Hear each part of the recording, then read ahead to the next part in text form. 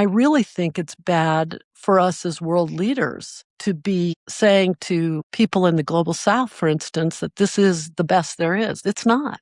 This is not the best there is. It's not that other systems don't have some issues, but their issues can also be solved by a change in the system itself. And that's what I'm trying to say to people is, look, let's look past where we are and let's look at what we could be and what we could offer the world in terms of health. And let's get on a different page. Let's go there as a whole world, because we have to get past this moment that we're in where we're still fighting over the marbles that we're playing with on the table and go somewhere else better. Welcome to Return on Empathy, a podcast brought to you by the Empathy Collective, a community where leaders come together to navigate change without losing their humanity.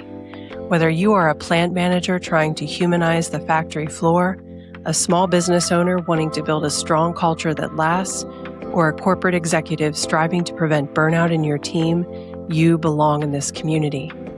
Visit theempathycollective.com to join our community of leaders across sectors who are coaching each other through change and disruption, and use the discount code ROEPOD110 to get 10% off your membership. For many of us, healthcare is where empathy matters most, in moments of vulnerability, uncertainty, and hope. And yet, the very system designed to care for people often shapes how care is delivered in ways we rarely see or question. Today's guest, Robin Blackstone, MD, has spent more than 3 decades inside that system as a surgeon, a leader, and a builder of new models for what healthcare could become. In her book, American Health, Who Gets Paid, she offers a bold and unflinching perspective that many of the challenges we experience in healthcare are the result of how the system was designed, what it measures, and what it rewards. In this conversation, we explore a powerful question. How does the structure of healthcare shape the way leaders lead, clinicians connect, and empathy shows up at work?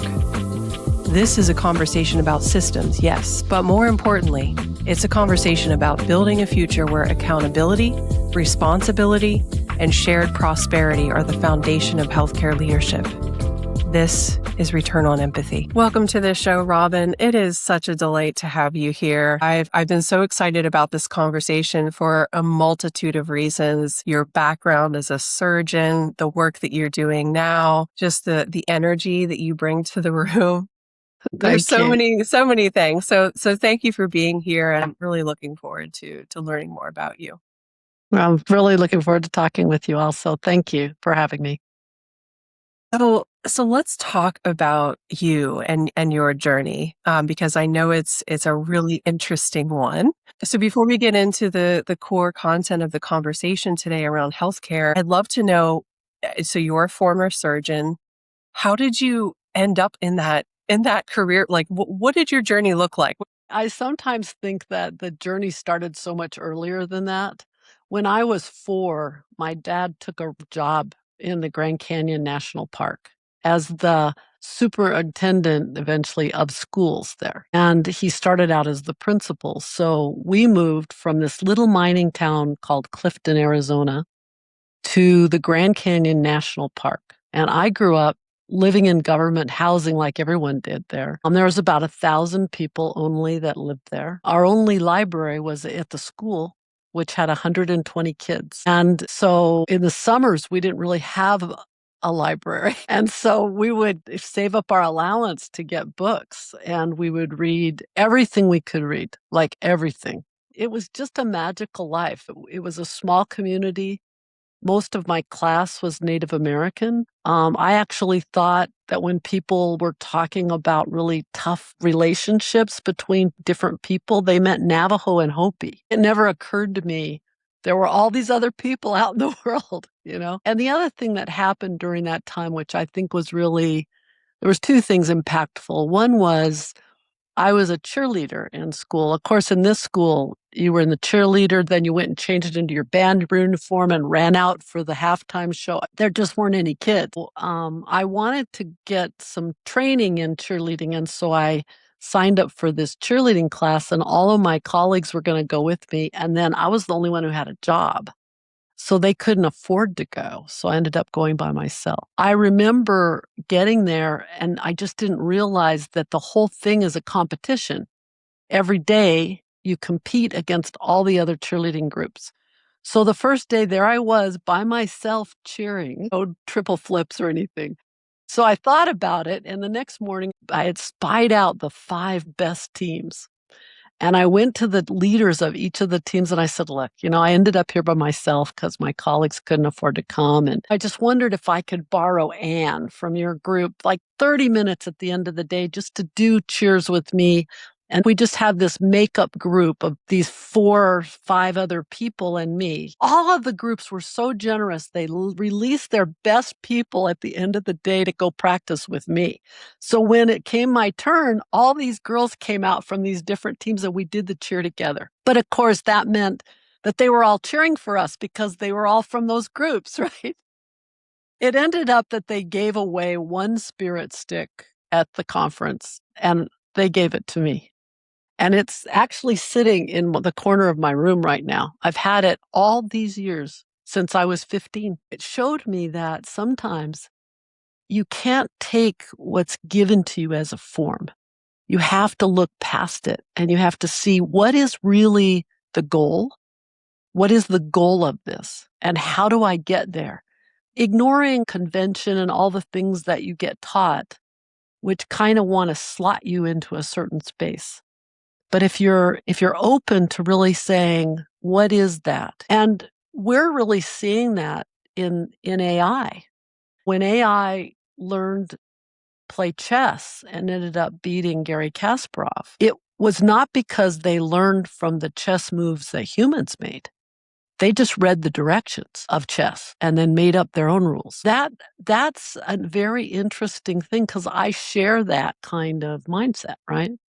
The other thing that happened to me was I'm one of those people that I always try to prepare. When I was 15, my Rotary Club in Arizona announced that they were going to have, an exchange program.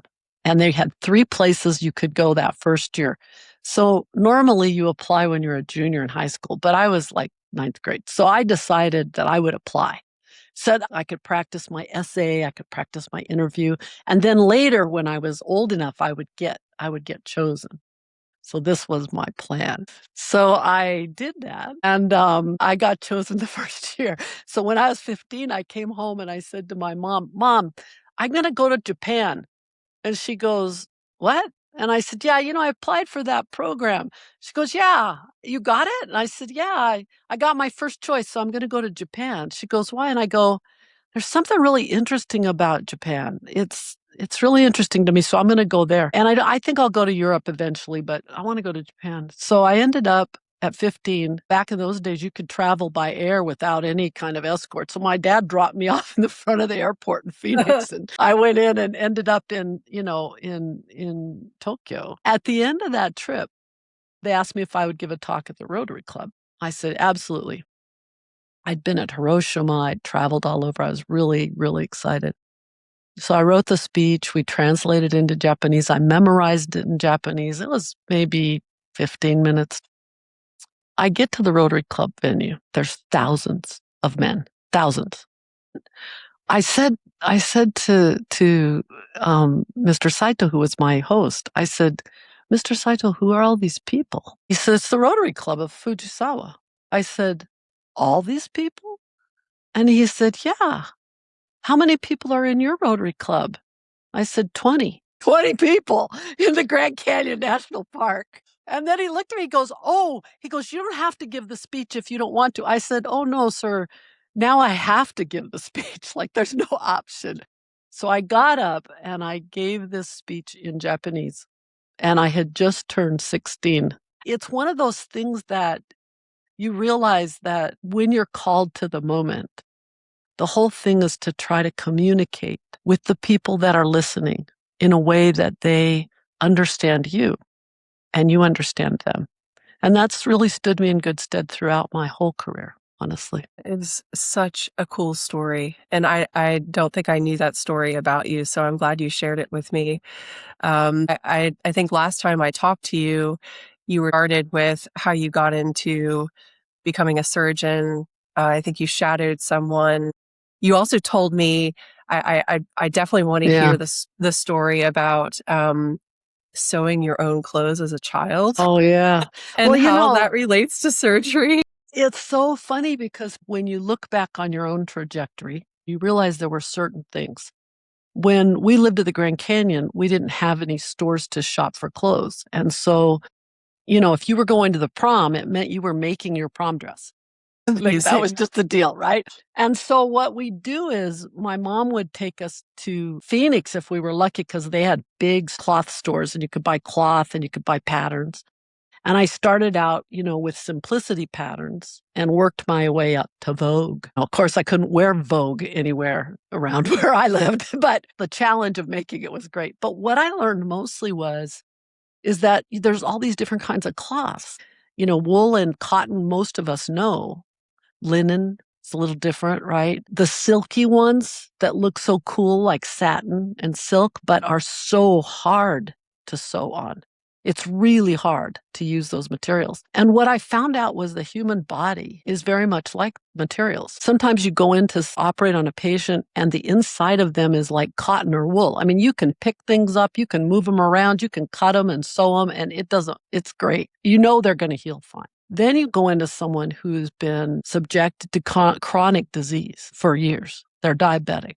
They've got a fatty liver. They're fragile because of the years of obesity. The years accumulate.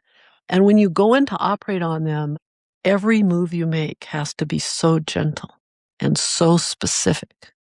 You can't afford one mistake. When my mom was teaching me how to choose a pattern, how to match it to the fabric, how to cut it, how to sew it, and what I needed to change about myself in order to make a certain garment. Even in the construction of thinking about a Vogue pattern, which is so different than simplicity. I worked my way from just sewing on a cuff or putting in a sleeve to putting in sleeve and then designing and putting it in. In my career as a surgeon, part of the reasons I was able to achieve the results I got was of course always about the team that you assemble and that you have, the great anesthesia people that want to be in your room, the great nurses that want to be in your room, my nurse practitioner who was with me for 21 years. That was really important, but knowing at a really intimate level about tissue, about any kind of tissue, cloth or human, that really, I think, made a huge difference for my patients. And I was grateful to my mother for teaching me that. But the story I think you remember from our conversation was about how I had been in financial services and then went back to school to get into medical school. You have to take all these classes. And I took mine at Houston Baptist University from a woman named Joyce Fan, who was my advisor. She didn't want to be my advisor because she decided that my background in philosophy might not be adequate.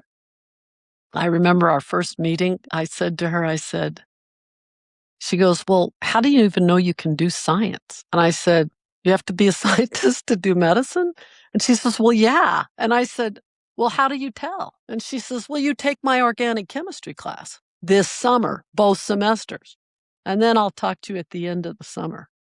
I signed up for the classes and I went and I took them. And at the end of the summer, I go back, and I'm sitting there and I said, "Well, what do you think, Dr. Fan? Do you think I can be a scientist?" And she says, "Robin, you missed 1 point in 2 semesters of organic chemistry. Yes, you can be a scientist." And I said, I was so excited. But I had to take all these courses, physics and calculus and all this. And so my lab partner in physics turned out to be Michael DeBakey's scrub nurse. Michael DeBakey, of course, is one of the most famous surgeons in the history of mankind because he was a heart surgeon from South Africa, and he was amazing. And she said to me, "What, do you want to come watch Michael DeBakey operate?" I'm like, "Well, yeah, of course." Like, does it sunshine today? So she goes, "Well, you have to be there at 4:30 in the morning." And I said, "Whoa." That was the first time I realized that surgeons get up really early in the morning, and which fit me fine because so do I. And so I show up at 4:30 and she shows me how she sets up all of the instrumentation, which is an art form in itself. And she says, "Yeah, he didn't want me to go to medical school because he's afraid he'll lose me as a scrub tech for him." And I said, "Well, he's right. Not going to be a good idea," right? She starts laughing. I was there standing at the head of the bed behind the little anesthesia curtain all day, like 4 cases. I watched every case from beginning to end. And I was standing there with my mask, only my eyes showing up over the curtain, watching surgery, watching him operate. And finally, at 9 o'clock at night, he looks up from the field. He looks right at me and he says, "Don't you have a home to go to?" And I looked him right in the eye and I said, "Sir, I am home." And he held my gaze a minute. I can see him now. And he looked at me and he said, "I see that you are. Make sure you do your best every time." So, I went home and I said, "Well, I guess I'm going to be a surgeon." But, surgery has been such a gift to me. It's so intimate to people's lives. And it matters so much when you have the opportunity to help them in such a fundamental way. Now I'm devoting what years I have to trying to change that. In fact, to try to help my colleagues and the industry understand that waiting until we have to rescue someone is not where we can be in 2026 because of the technology that we have. And I don't mean better instrumentation. I mean AI, because we have the ability now to make healthcare personal and to draw it upstream so that we can look at the trajectory of an individual life and all that goes into that one life. And we can predict, when will they get sick? What will make them sick? What happened to them? Where did they live when they were 5? And why would that make them more susceptible to cancer when they're 55? This is within our grasp, and it's a unique moment in medicine. And so I decided a few years ago when I left J&J, retired actually from Johnson & Johnson, I had seen the whole global health system through that lens. And it's an amazing company, an amazing lens, really. But I realized that no one is really here yet. They don't really understand this. And maybe I could help them understand it and then recruit the entire planet to the project of having health as our baseline, not waiting to get sick, to being able to realize your entire lifetime, every year, as one which serves humanity and serves you and your family. And what a beautiful one. I enjoyed every moment of that story. And I love how every piece of your path was incredibly intentional. And I love how you just take things in the moment and you just run with it in a really positive way. Starting back from when you were 15 years old and you were at the cheerleading competition and then you were going to Japan, you're like, I guess I'm doing this. All right, let's make this the best it possibly can be. And then you carried that on to your surgery and really taking the advice of the surgeon you shadowed in those early years and doing your best every time. Clearly, you were very tuned into the design piece of surgery, the intimacy of it, making it the best human experience possible. You talk about the system, the healthcare system that you observed throughout your career. And you also mentioned to me that it's failing by design. And with your passion on design, I'm curious about the moment. So not just intellectually, but emotionally. When you realized the way the system was working was at odds with the kind of human care you believed in, what did you see or feel in that moment? It was COVID that brought that moment. I've been really privileged, Rebecca, to see so many parts of the system. I personally have taken care of thousands and thousands of patients myself and my team. On oncology at the beginning, as I began to realize how many of my cancer patients were big, they had diabetes, they had chronic disease, which of course now in 2026 accounts for 90% of our healthcare budget, that constellation of chronic disease. What I saw beyond that, though, which really compelled me to try to create a space for understanding this, was the bias. For a lot of time in the world of medicine, we just looked at people who were big and were derogatory and were terrible. It was terrible. And even our institutions downgraded and downplayed the seriousness of the science of what we were trying to do. We had a role in that. There were a lot of people in the early days who were very money driven rather than, driven by their interest in health. But, it turned out that all along that small group of soldiers understood this and looked past their bias to really try to help people. And that turned into metabolic interventions, which now we call GLP-1s. I can't stand it when I feel that there's inequity. And one of the things that's really driving me now is, and I describe this in the book that just launched, Dr. AI, when you walk out of your door, if you turn right, you get one whole set of circumstances. If you turn left, you get another whole set, different points of view, different medications, different procedures, different expertise. And then there's a whole group of people sitting in the park across the street that don't get any of it. I can't stand it. I can't be a part of a system that allows it. And, this is a leadership issue in a sense.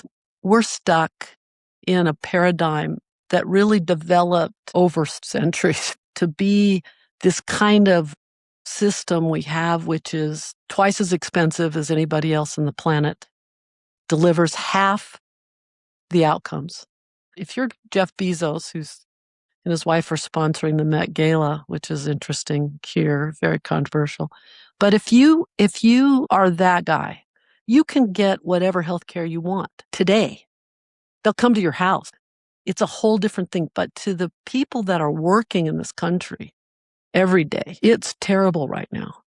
The cost, the lack of access, the friction in the system, the poor outcomes, it's not a sustainable situation. And I just can't stand that. And I really think it's bad for us as world leaders to be saying to people in the global south, for instance, that this is the best there is. It's not. This is not the best there is. It's not that other systems don't have some issues, but their issues can also be solved by a change in the system itself. And that's what I'm trying to say to people is, look, let's look past where we are and let's look at what we could be and what we could offer the world in terms of health. And let's get on a different page. Let's go there as a whole world, because we have to get past this moment that we're in where we're still fighting over the marbles that we're playing with on the table and go somewhere else better. If you are loving this conversation with Robin, this is exactly the type of stuff we are diving into in our online community, the Empathy Collective, where human-centric change leaders across sectors solve their toughest problems together. All leadership levels are welcome, from the front lines to the C-suite. If you would like to join the Empathy Collective community, visit theempathycollective.com and use the discount code ROEPOD110 to get 10% off your membership. We can't wait to see you there. You bring up a really great point. In fact, it reminded me of a conversation I had with my sister recently, who unfortunately was hospitalized. She's fine now, so no worries. But she had to go to the hospital. She had an acute situation, and she was half joking. She said she actually asked the hospital. So she was admitted into the hospital, and then they needed to transfer her to another hospital. She asked them, she's like, can I drive? Because she was already thinking about the bill from the ambulance that she was going to get. Yeah. And we shouldn't have to think like if we're in pain, trying to get care from a hospital, the last thing you want on your mind is, oh, the ambulance bill is going to be huge. So you already have this anxiety. Yeah, I'm it's sure horrible. I can drive. Like, shouldn't even be an option. So anyway, yes, the system is broken.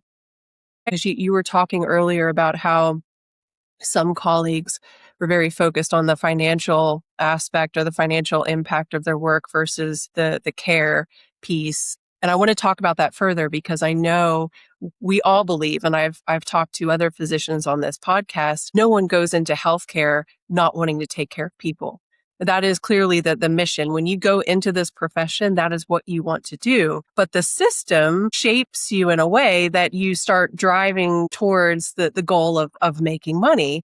Right. So I want to talk about that a little bit. Let's talk about RVUs, because I talked about this briefly in a previous episode with a doctor, relative value units. You talk about this in your other book, American Health, Who Gets Paid.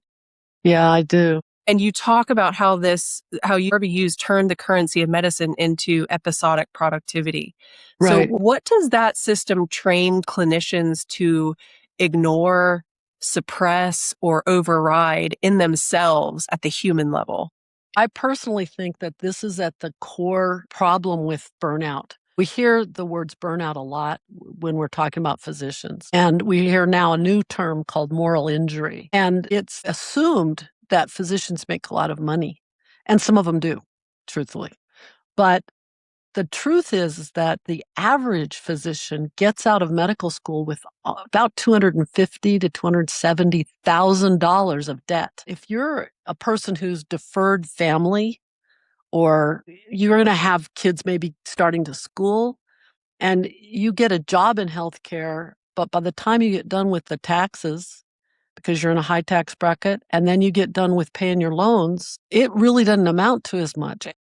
One of the things that we've recognized is that it's a deterrent for people to go into primary care fields where the human part of their interaction is really important. And that ability to bring human judgment on behalf of a person is so crucial. But they shy away because the money doesn't work. The financial piece doesn't work. And I want to say this really clearly because I want to give a shout out to people like Alice Walton, who have formed a new medical school in Arkansas, where if you get accepted, your tuition's free. They pay for that. And I'm sure, because she studies this stuff, has understood what a deterrent that's been for people to go into prevention and get involved in the kind of human interaction that really is why we want them in our care pathway. The truth is we're not great at summarizing all the data because we can't even get it. Like, we can't even find it on our computer laptop. What we need is for our clinician AI, Dr. AI, to summarize it for us and talk to us for 10 minutes before I see you. So I know all those things about you. And then you and I can focus on the thing that you need me for: human judgment, empathy, the kinds of things that MIT actually described, like the key things that a human can bring to the table. That's really kind of where we need to be. The RVU situation, it was about 1980s that this came up. And what happened was Medicare was trying to compare value. What's the value of having your gallbladder out versus the value of seeing you in continuity over time, like a preventive primary care person would do? It turned out that those billable events, the surgery, could be broken down into pieces. You have this much materials, you have this much time, you have this many nurses, blah, blah, blah. This anesthesia guy. But what happened is, by breaking it down, each and every one of those components gets paid, whether you have a spectacular outcome or a terrible one. And it adds up and it magnifies, and it's very open to fraud. So then what happened is the second layer around the RVUs came with the insurance situation. If you and I go into a hospital and we both need to have our gallbladder out, your plan might pay $3,000. My plan might pay $100. Depending on what happens, we'll actually get a different bill. So the bill is variable. And the RVUs are relative value units. So they're trying to relate these things. All it did was it made all of medicine episodic and money driven, not outcomes. Outcomes have nothing to do with this. You could have the worst outcome in the history of the planet, and then your only recourse is the law, which is a terrible recourse because it takes years to try a case. Everyone suffers in it. A good surgeon in a tough situation suffers in it. We don't really, as patients, don't understand a lot of it. And so we could be victimized by people wanting to represent us, right? Which happens. Or the biggest thing is you don't get the financial and emotional support you need when you need it, which is right then. There isn't really hardly any other countries in the world who have that system for a reason. So when something happens, you have immediate relief and immediate help. And that's a big difference in the system. But the RVUs don't work for any kind of longitudinal care. It just doesn't work. I'm proposing a very different way of valuing health, and I call it a health trajectory benefit. So it allows you to benefit over time. And you're going to see a lot about this coming out over the next few months. I just pre-published a big paper on this at SSRN. And I'm putting in abstracts and papers at different places to really start to get this out to my colleagues and get their inputs and get their help. And also to show the industry why this is a lot better idea and why this will help us to deliver our charge to people, which is health. That's what we're actually charged to deliver, is health. We're good at rescue when it occurs, but the goal is not to have to rescue, right? My goal is for you to work in your garden, take care of your kids, do this podcast if that's what you want to do, right? And be healthy doing it, you know? Yeah, no, I love that. I love that you're dedicating your time to this initiative. So I remember you telling me, a while ago, earlier in our conversation about COVID being the moment that you really opened your eyes to the failure of the system. Perhaps you could share an example of just having talked about RVUs and explaining how we reward episodic productivity and rescue versus long-term health. We obviously see how that costs the patients. What is this costing the clinicians' own sense of meaning and humanity in their work? It's pretty deep. First of all, one of the things that happens in medicine, which I think is really what a lot of people don't understand this, is that when you're shorthanded, the people who are already there make up the difference, and at their own expense. The landscape of medicine is by divorce, disenchantment, disengagement, on and on. And COVID exposed almost all of our weaknesses. Honestly, it was that moment when a lot of people were called upon to do extraordinary things at risk. They were at risk doing them. One of those things was operating on people that needed it. And at the time, I was the medical director for surgery at Banner University Medical Center. And we did, 30,000 cases a year, roughly, a lot. And we did very complicated surgery, neurosurgery, cardiac, transplant. I mean, it was very complicated. So you take that milieu and then you put COVID on it. It was really, really tough. And my job was to curate our schedule every day. So the day before or 2 days before or a week before, I would start going through the list of cases that people had put on and calling every single one of my colleagues and saying, Mr. Jones is just not going to be able to be operated on right now. He's not sick enough. And we don't have testing for COVID, and we don't have a vaccine. We don't have anything. So we don't even know a lot about it. So it's risk his life bringing him in for surgery that he can postpone or not, right? That was the choices. And they were terrible choices. In the meantime, I kind of talked to most of the staff almost every day. And so I knew that someone in their office had died of COVID. I knew that they were having really hard time financially. I got all that. And we had this one guy, he was pretty much like the best cardiac guy we had. He did really complicated stuff.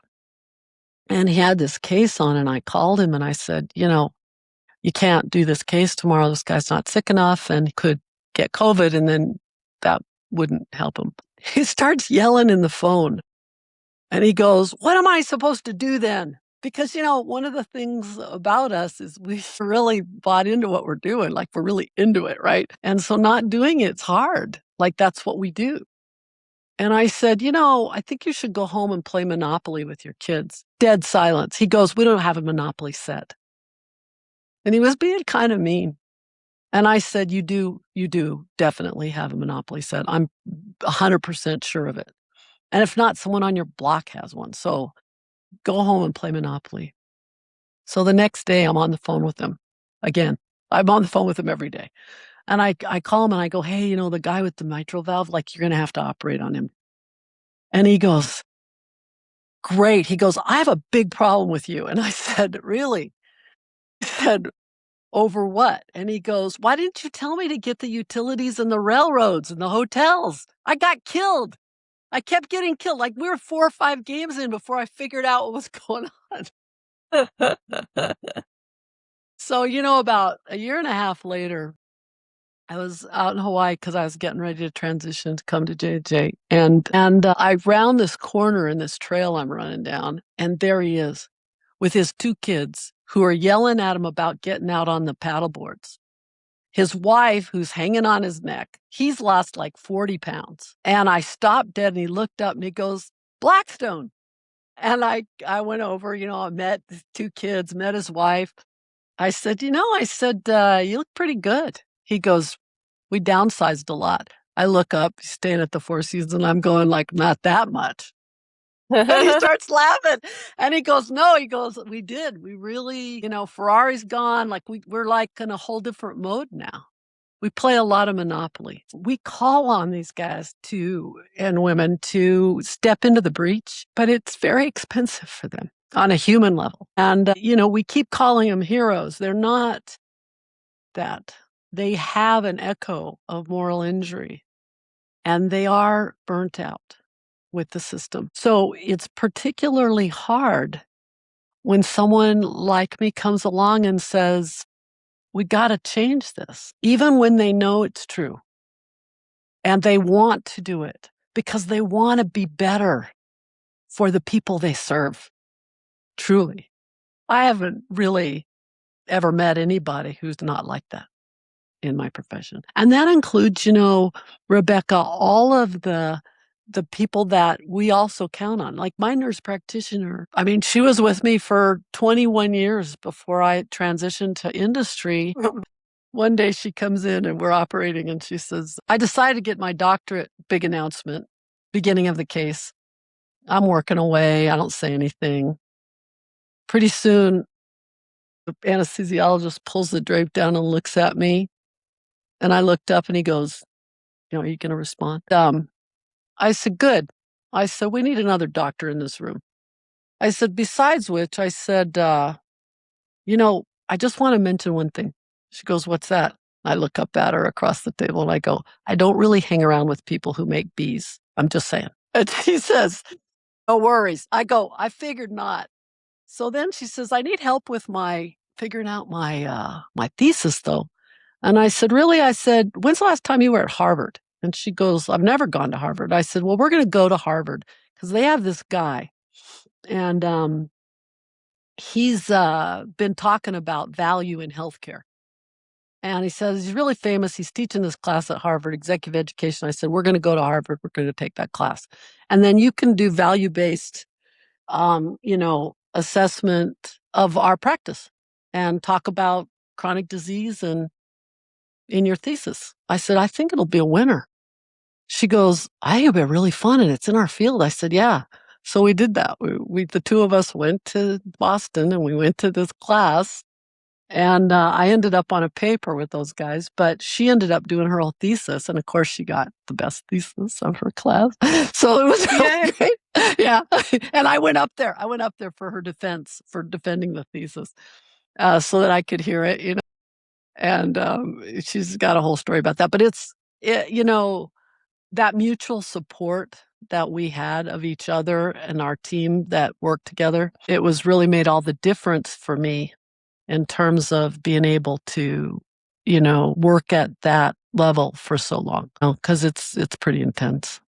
But anyway, it has been my privilege, Rebecca, to care for people. Absolutely my privilege. And I think it's wonderful that you've created this leadership oasis within, you know, the people within your span of care felt probably very differently than maybe some of your colleagues and their leadership style. And so maybe you could have protected them a little bit from the impact of the system and the way it's designed. Perhaps. I'd love to hear from you just to wrap up the dialogue and bring it back. So obviously you have this vision of Health 4.0. The system is built on trust, prevention, and outcomes, focused on you working in your garden and not on rescuing you from your diabetic incident. So that's all a wonderful world that we're working towards right now. But for now, we're living in this system, right?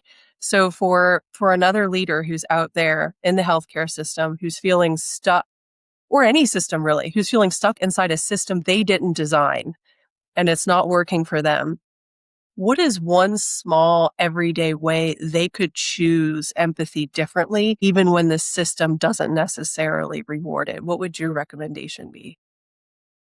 You know, I can tell you a story about training. I was at the VA hospital.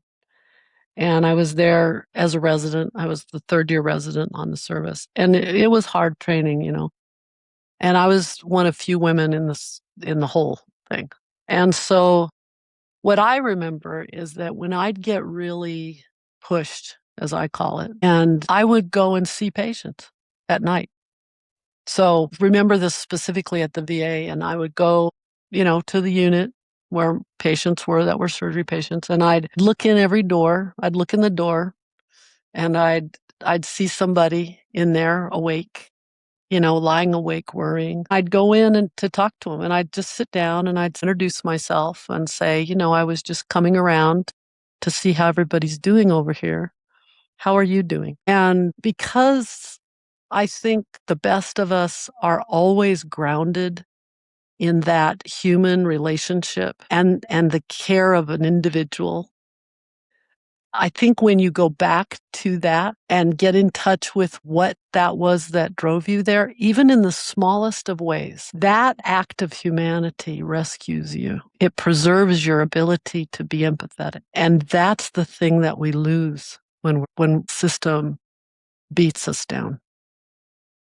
And that's the one thing that you cannot give up. So that's what I used to do. And it worked really well for me. I think that we also have to realize that a lot of the leaders don't know what to do right now. And they also need our support. Maybe not our agreement, because I think disagreement's crucial now for us to end up with the right answer. Supporting leadership and communicating truly with them about what you're experiencing, whether you're a surgeon at the College of Surgeons or the American Society of Bariatric and Surgery, or you're in the American Medical Association, wherever it is that you have made a role for yourself, or even you're joined and you want to do that, or you're on LinkedIn, start to talk about this and start to look for the right answers. And be kind to each other, because this is a tough time for us. It's not good to feel that people are spending twice as much as any other country and getting half as good a care, or to look at our maternal fetal rates and realize that they're unacceptable. Like, these things aren't okay with us, and it makes it hard for us. So we need to really reach out to people and get the best answers from across the globe and find this answer together. I think we can do it. In fact, I know we can. Absolutely. And it just takes that one message, that one LinkedIn post, that one conversation with a colleague. I think human connection is so important right now. So I love that suggestion, connecting with patients, connecting to humanity, and also connecting with colleagues, because we're all in this together. We don't have to fight this alone. Yeah, I tell my colleagues all the time, Rebecca, we're all patients. Yeah, and we're all teachers, and we're all leaders. Whether you lead your family, your kids, your school, we're all leaders. So we have to get in this together and stop fighting. I love that. And that actually creates a really nice segue into the final empathy challenge, passing the empathy torch piece, which I love. I know, I know. I can't, I think that my question to whoever you're interviewing next is, what is the phrase or the emotion that you want to feel from someone, that space for you to take a breath and start again? Great one. That's a great one. I can't wait to see how my next guest responds to that one. And what I'd love to hear your response to, so the guest prior to you, Esther Alegria, she's also a scientist. She worked in the biotech industry. Her challenge was... I think the hardest part is, how do you manage putting boundaries to the empathy when you have to move from empathy to consequences? Because there's a fine line. And how you apply consequences, but you don't have to necessarily give up empathy. How do you move to action where not necessarily empathy have to be excluded? Because you could apply consequences, or you could apply accountability, but still have the empathy skills in that. Yeah. Well, obviously a part of that is consent. And we call consent, but it's really a process, right? I wasn't in a profession where I got to push a pill. When you give someone a medication, they might take it, they might not. So there's a lot of motivation involved there. There's a lot of explanation involved there. Like, this is why you really have to treat your lipid problem, But in surgery, that's not what we do. We take actions, and the actions are potentially as harmful as the cure. It's a very unique place to be. That happens in medications too, but it's a little bit more controllable. And stuff happens in surgery. Let me take this from the standpoint of a trainee in surgery, because that's one space where we train differently in my era. I did gallbladders when I was an intern. I did one by myself when I was an intern. I just turned out to be good at that, right? Which is really great news.